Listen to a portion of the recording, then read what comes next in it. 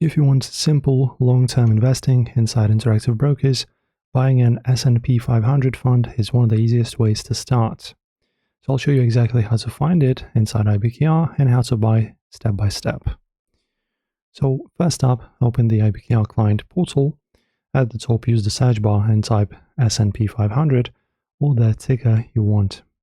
The most common S&P 500 ETFs are VU, SPY, and IVV. Then click the ETF you want. Let's use VU in this example. You'll see the price chart, fund details, expense ratio, and performance summary. Then you press on buy to open the order ticket. Enter how many shares you want to buy, choose your order type, mark it for instant execution or limit if you want a specific entry price. Select submit, and once the order fills, VU appears in your portfolio and it gives you full exposure to the S&P 500 index. If you're outside of the US, you may not see it due to regulations.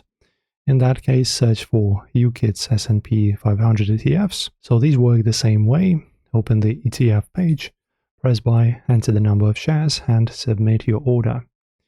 And that's how you buy this asset on Interactive Brokers, whether you're using US ETFs or international UCITS versions. Thanks for watching, and I'll see you in the next video.